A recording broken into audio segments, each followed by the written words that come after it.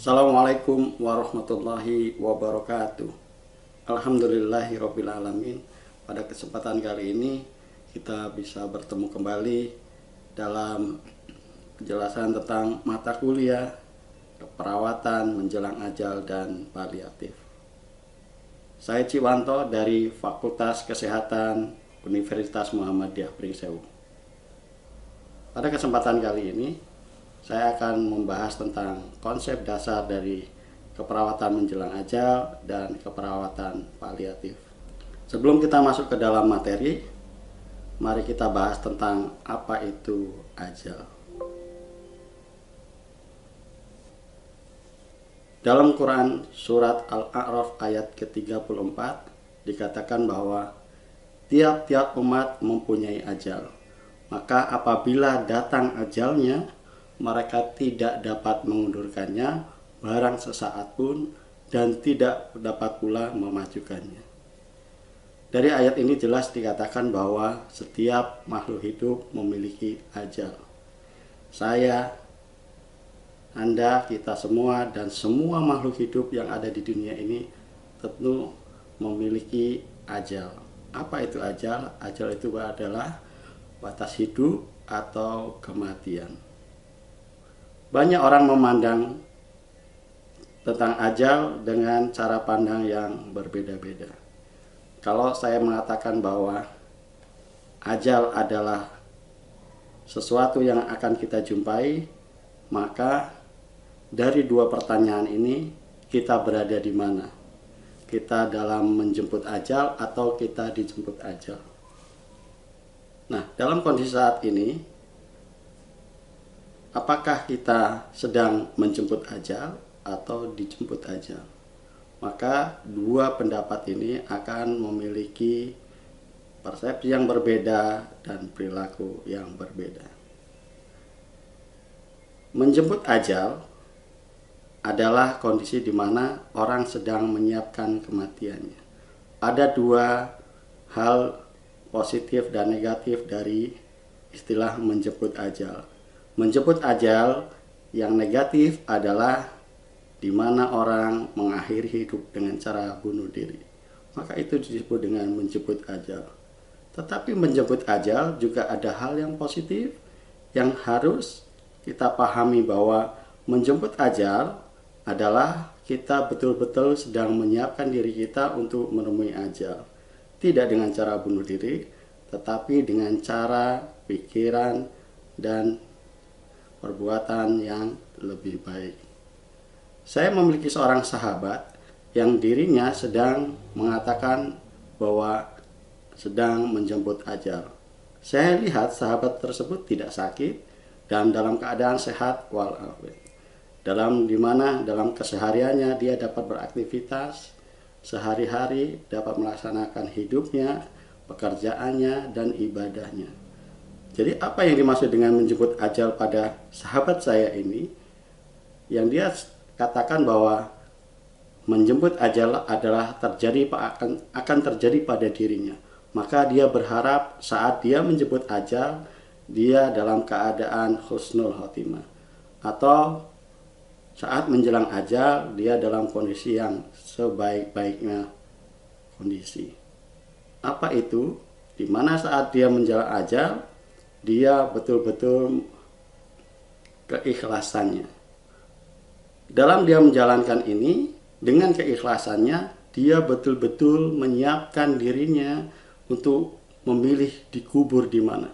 Makanya sahabat saya ini betul-betul sedang menyiapkan perkuburannya sendiri. Dia bercita-cita untuk dikuburkan di satu perkuburan, di pemakaman yang itu menurut dia adalah pemakaman yang baik. Walaupun pada akhirnya kita tidak akan pernah tahu kita akan dikuburkan di mana, tetapi memiliki cita-cita untuk dikuburkan di pemakaman yang baik itu mungkin adalah hal yang baik. Dan dalam menjemput ajal ini, sahabat saya lebih banyak beribadah dan yang menjadi alasan bahwa ini adalah bekal setelah nanti menjelang ajal. Apakah kita seperti itu? mari kita lihat pendapat yang kedua tentang dijemput ajal. Dijemput ajal adalah kondisi di mana kita tidak siap dengan kondisi seperti itu. Dijemput ajal bisa dipastikan bahwa orang yang meninggal atau yang dalam menghadapi kematiannya betul-betul dengan kondisi yang tidak siap. Banyak orang yang tidak siap dengan ajalnya.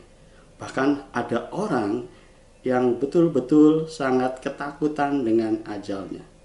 Kenapa mereka takut? Entah kenapa mereka takut. Tetapi bisa jadi banyak orang takut terhadap ajal itu dipastikan karena mereka tidak siap setelah ajal. Mereka tahu bahwa setelah ajal ada kehidupan lain yang membutuhkan bekal. Dan mereka berpikir bahwa kalau saya menemui ajal saat ini, bekal saya tidak siap. Bagaimana dengan orang yang sakit? Apakah mereka bisa menjemput ajal atau dijemput ajal? Maka dalam perkuliahan kali ini kita akan memahami bahwa kedua kondisi tersebut akan memiliki perilaku yang berbeda pula. Nah, bagaimana dengan orang-orang yang sakit? Orang-orang yang menderita penyakit kronis, orang-orang yang menderita penyakit terminal, di mana ajal itu sudah di depan mata mereka. Apa sebenarnya hikmah dari sakit? Banyak kondisi yang sekarang kita alami, kita tidak memahami tentang hikmah dari kondisi itu. Mungkin saja kita sedang sehat, mungkin saja kita sedang kaya, atau mungkin kita sedang susah, atau kita dengan bencana, tetapi semua kejadian pasti ada hikmahnya. Kalau kita bicara tentang sakit, apa hikmah dari sakit tersebut? Hikmah yang pertama dari sakit adalah bahwa sakit bisa menghindarkan kita dari siksa api neraka. Dalam sebuah riwayat dikatakan bahwa Rasulullah SAW bersabda, sakit demam itu menjauhkan setiap orang mukmin dari api neraka. Maka ada berita baik saat Anda sedang sakit dan Anda sedang mengalami demam. Karena panasnya demam itu adalah menghindarkan kita dari api neraka.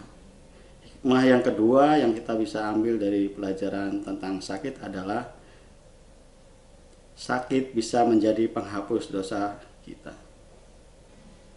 Hikmah yang kedua yang bisa kita ambil dari sakit adalah ternyata sakit bisa menjadi penghapus dosa bagi kita. Dalam sebuah hadis, tidaklah menimpa seseorang mukmin rasa sakit yang terus-menerus, kepayahan, penyakit, dan juga kesedihan, bahkan sampai kesusahan yang menyusahkan, melainkan akan dihapuskan dosa-dosa. Teman-teman semua, kalau kita melihat hikmah yang kedua ini adalah bisa kita ambil dari sebuah penjelasan bahwa tentunya manusia ingin masuk ke dalam surga setelah ajalnya, tapi bagaimana dengan kondisi kalau kita memiliki banyak dosa? Dan saking sayangnya Allah, rahmatnya Allah kepada kita, mereka memberikan sakit kepada kita agar dosa yang kita miliki itu akan terhapuskan. Sehingga apa yang saat seseorang menjelang ajalnya dengan kondisi sakit, itu adalah proses di mana pasien tersebut sedang mengalami penghapusan dosa. Hikmah yang ketiga yang bisa diambil dari sakit adalah sakit bisa menjadi sumber kebaikan bagi seseorang jika dia bersahabat. Ini sesuai dengan hadis Rasulullah SAW. Sungguh semua urusan merupakan kebaikan, dan hal ini tidak terjadi kecuali bagi orang mukmin. Jika ia mendapat kegembiraan, maka ia akan bersyukur dan itu merupakan kebahagiaan baginya. Dan jika mendapat kesusahan, maka dia bersabar dan ini merupakan kebaikan baginya. Maka bersyukurlah kita sebagai orang mukmin bahwa kalau kita sedang menderita tentang kesusahan, dalam hal ini sakit, maka harus ada hal yang disyukuri. Seperti penjelasan kedua hikmah yang di atas, maka sudah sepantaslah kita bersyukur dan bersabarlah. Teman-teman semua, ada hal yang sangat besar yang kita tidak diketahui dari sebuah kesabaran.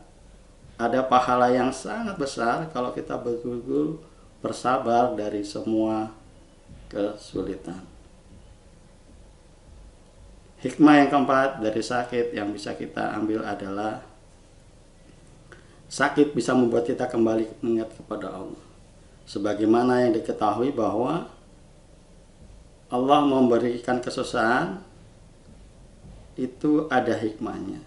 Allah telah berfirman, dan sungguh kami telah mengutus kepada umat-umat sebelummu, kemudian kami siksa mereka dengan kesengsaraan dan kemelaratan, supaya mereka memohon dan tunduk merendahkan diri. Teman-teman semua, ada kondisi yang saat kita susah, maka kita akan mengingat Allah Subhanahu wa Ta'ala. Maka dengan mengingat Allah, ini adalah kondisi yang terbaik. Teguran Allah kepada kita supaya kita terus mengingat Allah adalah dengan diberikan sakit. Maka kalaupun kita tidak sakit, mungkin kita akan lalai, kita akan tidak jauh dari ibadah dan kita melakukan semena-mena. Tapi dengan sakit, kita akan selalu ingat kepada Allah. Hikmah yang kelima, sakit bisa membuat kita lebih optimis untuk bertahan hidup. Salah satu moral yang harus dimiliki oleh seorang muslim ialah tidak boleh menyerah dengan sakitnya. Ingat, kalau Anda sedang, kalau kita nanti atau siapapun itu sedang menderita sakit, sakitnya itu kronis ataupun terminal, maka kita tidak boleh berputus asa. Sungguh apapun yang kita lakukan, pengobatan, ikhtiar itu adalah bagian dari ibadah yang itu akan mendapatkan pahala dari Allah Subhanahu wa Ta'ala. Kemudian kita akan membahas tentang perawatan paliatif. WHO di tahun 2010 menyatakan bahwa perawatan paliatif merupakan perawatan total secara aktif bagi tubuh, pikiran, jiwa, serta melibatkan pemberian dukungan kepada keluarga. Hal ini dimulai ketika penyakit didiagnosis dan terlepas dari pasien menerima atau tidak, menerima pengobatan yang diarahkan kepada penyakitnya. Dari pemahaman dari WHO ini kita dapat memahami bahwa perawatan paliatif adalah perawatan yang diberikan secara total, menyeluruh, dan sifatnya adalah aktif. Perawatan diberikan untuk kebaikan tubuhnya, di mana perawatan itu juga menjadikan pemikirannya lebih baik dan memiliki jiwa yang baik. Dan yang tidak bisa kita lepaskan adalah pemberian dukungan bagi keluarga yang sedang dan tidak lupa juga melibatkan pemberian dukungan terhadap keluarga. Proses perawatan paliatif ini diberikan kepada pasien dan keluarga yang ketika pertama kali mereka didiagnosis, dan pada saat itu bisa jadi pasien dan keluarga tidak menerima dengan kondisi yang sudah dialami, tetapi ini tetap akan kita berikan perawatan paliatif. Menurut pada tahun 2009, Perawatan paliatif merupakan perawatan yang aktif dan holistik dan diberikan sejalan dengan kemajuan penyakit. Ini hampir sama dengan pernyataan yang diberikan oleh WHO, aktif dan holistik. Kemudian kata juga mengatakan bahwa perawatan paliatif diberikan dari awal penyakit didiagnosis, menjalani pengobatan, serta kematian dan proses berkabung. Becker mengatakan bahwa perawatan paliatif itu diberikan di awal saat penyakit didiagnosis, menjalani pengobatan, serta kematian dan proses berkabung. Perawatan paliatif mencakup bagaimana manajemen gejala dan nyeri, memberikan dukungan sosial dan spiritual.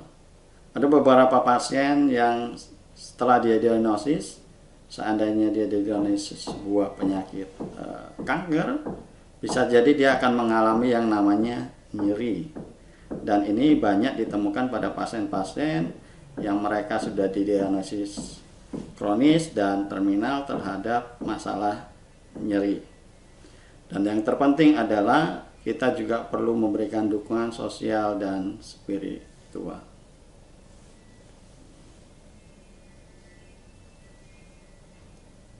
Apa falsafah perawatan paliatif? Tujuan utama dari pelayanan perawatan paliatif adalah memberikan perasaan nyaman bagi pasien dan keluarga. Ini hal yang penting. Perasaan nyaman bagi pasien dan keluarga itu perlu mereka miliki saat kondisi mereka dalam Tujuan utama dari pelayanan perawatan paliatif adalah memberikan perasaan nyaman pada pasien dan keluarga.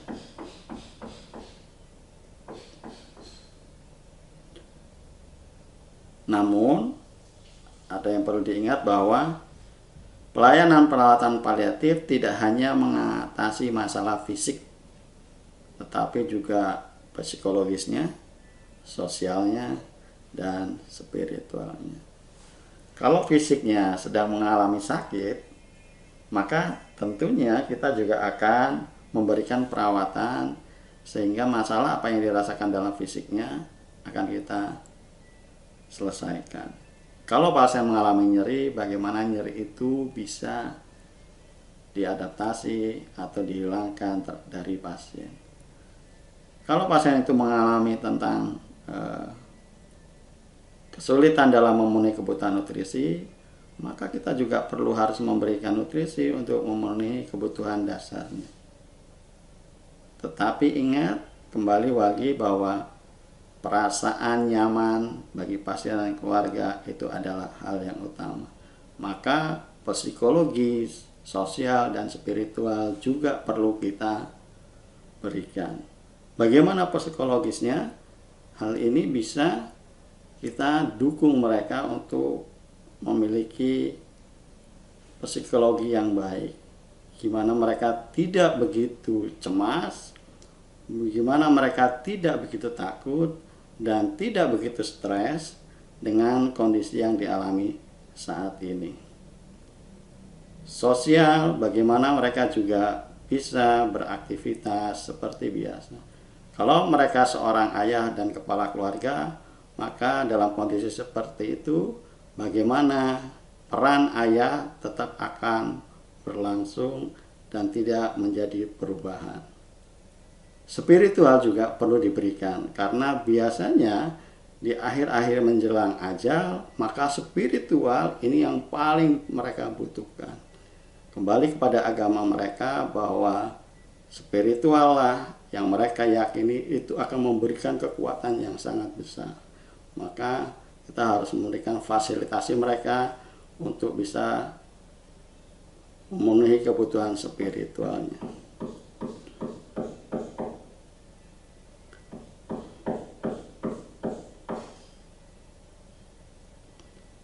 Teman-teman semua, kalau pada pasien yang sedang terbaring, maka kita harus membantu memenuhi kebutuhan spiritualnya. Kalaupun mereka mau berdoa, kita fasilitasi mereka bisa berdoa dengan doa-doa yang baik.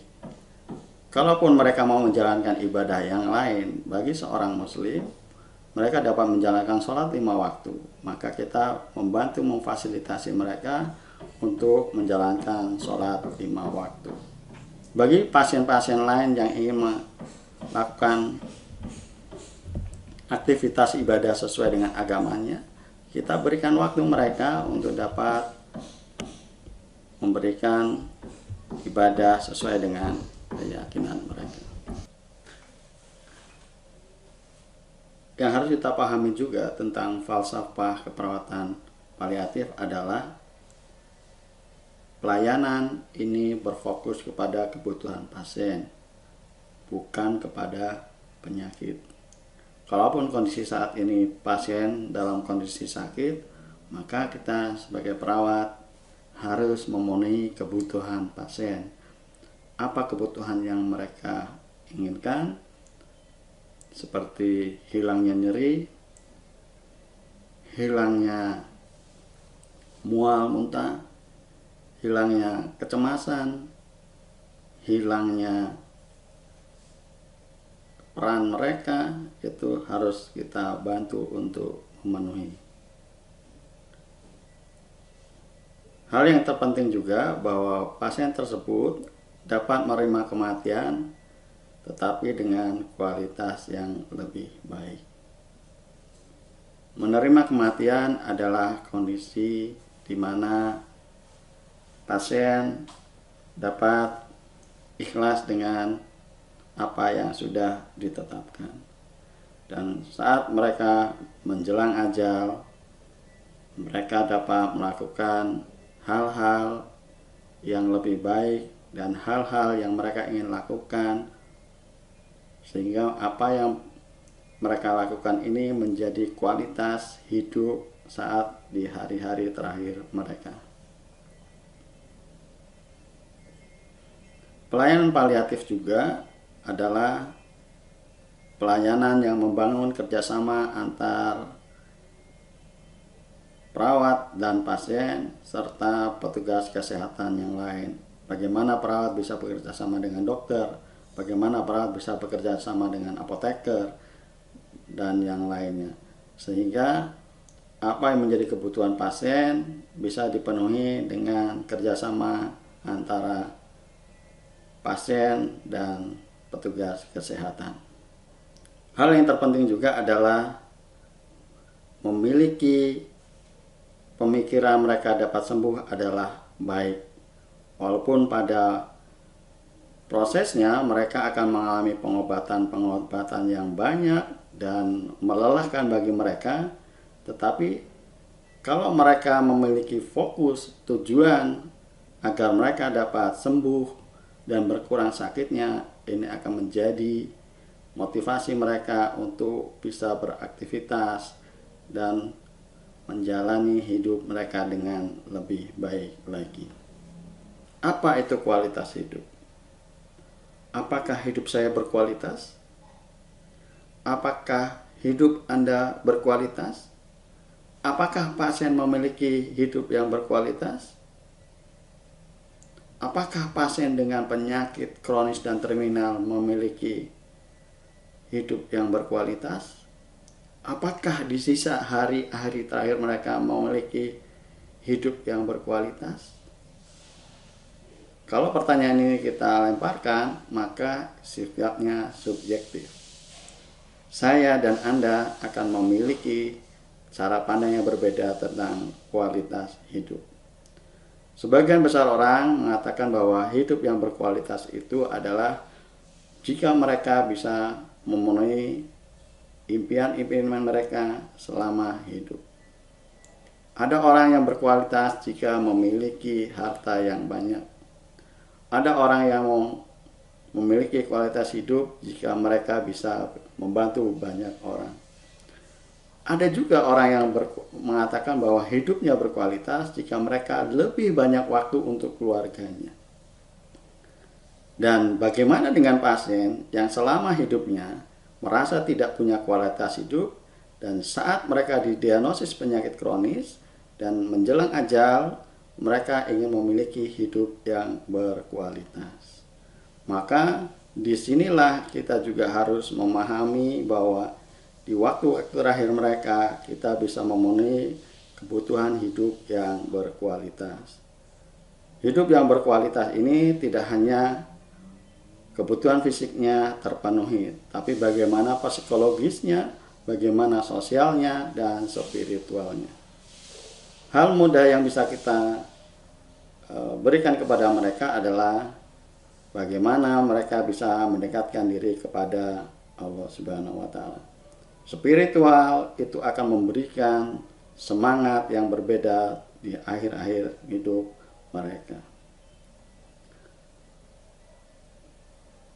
Menurut Kemenkes RI nomor 812 di tahun 2007 menjelaskan bahwa kualitas hidup merupakan keadaan pasien yang dipersepsikan terhadap keadaan pasien sesuai dengan konteks budaya dan sistem nilai yang dianut, termasuk tujuan hidup, harapan, dan niatnya.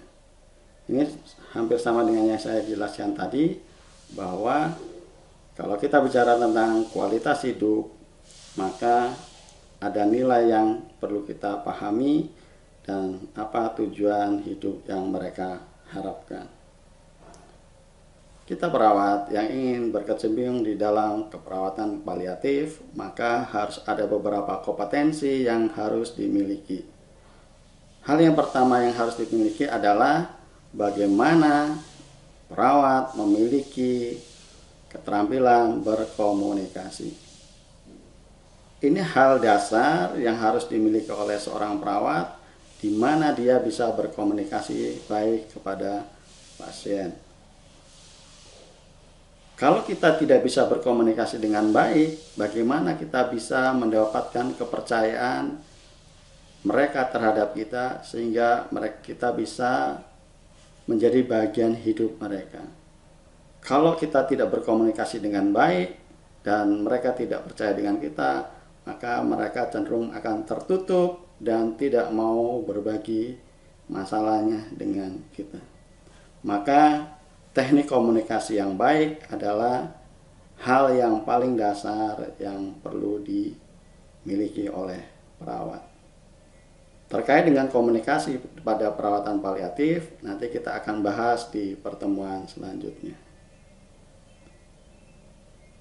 Kemudian, kompetensi yang harus dimiliki oleh perawat paliatif adalah keterampilan dalam psikososial.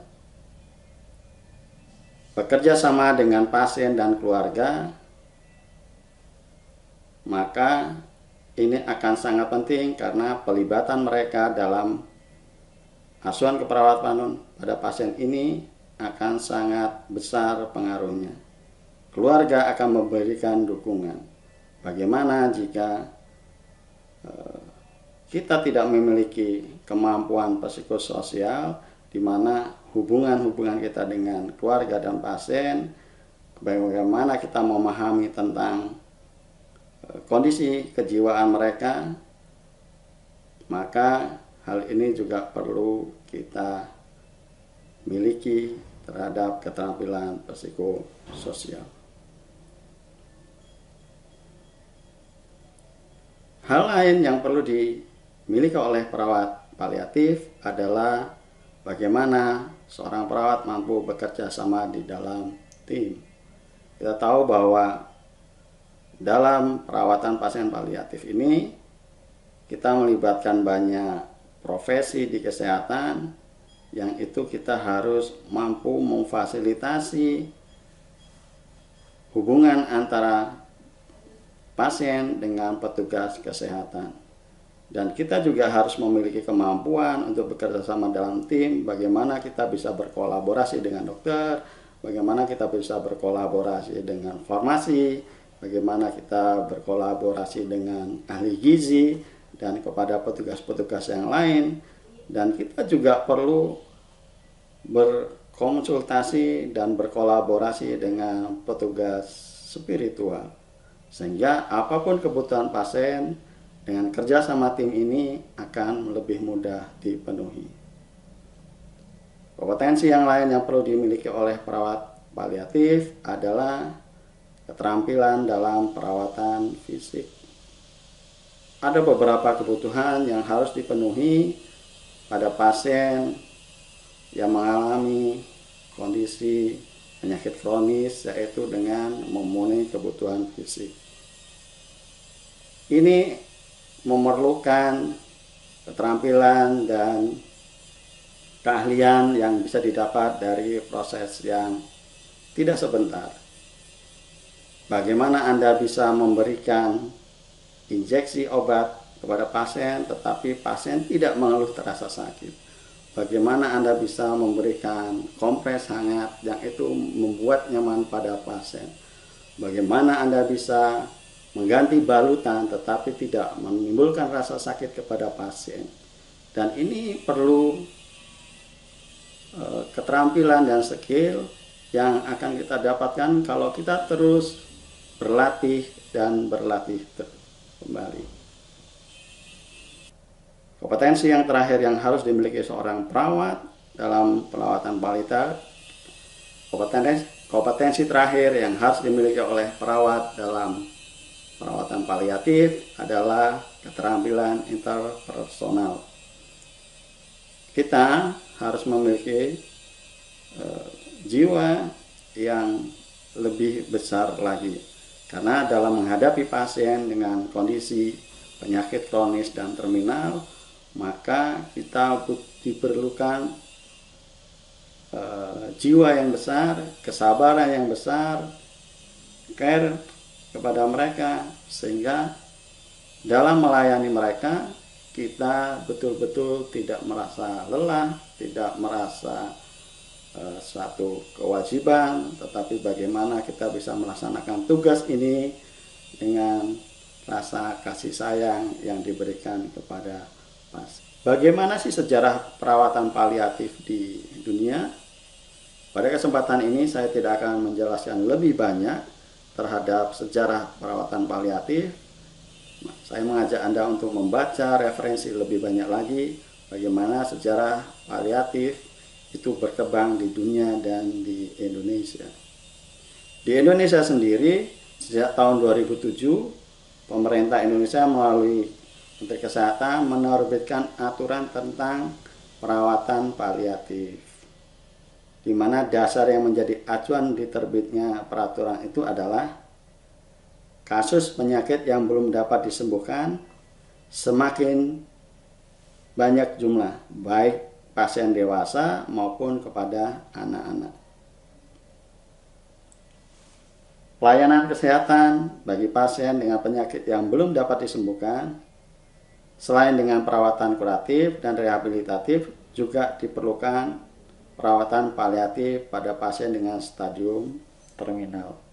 Inilah yang menjadi dasar bahwa Kementerian Kesehatan menerbitkan keputusan terkait dengan perawatan paliatif. Kita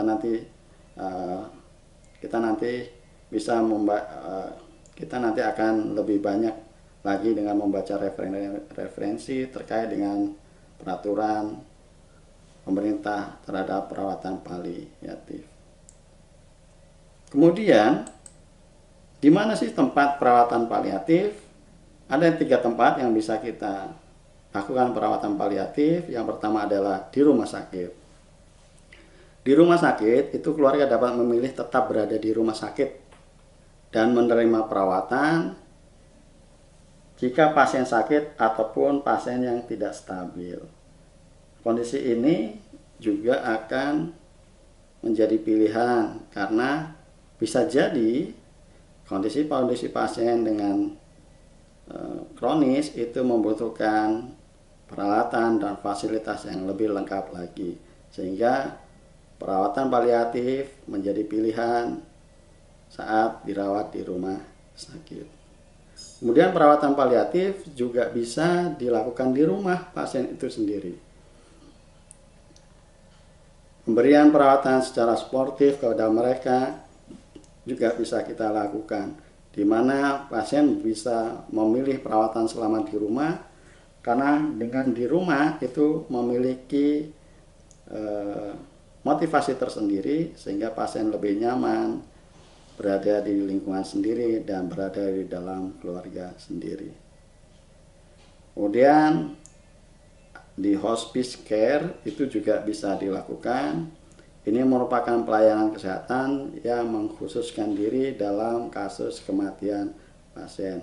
Dan memang ini satu tempat, satu klinik mungkin yang di situ memang dikhususkan untuk perawatan paliatif dan pada pasien-pasien yang pada kasus menjelang kematian. Dan di tempat ini prinsip-prinsip perawatan paliatif betul-betul diterapkan. Teman-teman semua, itulah secara garis besar tentang perawatan paliatif. Maka penjelasan saya tidak bisa memberikan sepenuhnya pemahaman tentang konsep dasar keperawatan paliatif. Membaca referensi lain dianjurkan sehingga Anda pun punya wawasan yang lebih luas tentang perawatan paliatif. Baik, di pertemuan selanjutnya kita akan membahas tentang model pelayanan paliatif dan tetap membaca buku untuk menambah wawasan Anda. Terima kasih, saya Ari. Wassalamualaikum warahmatullahi wabarakatuh.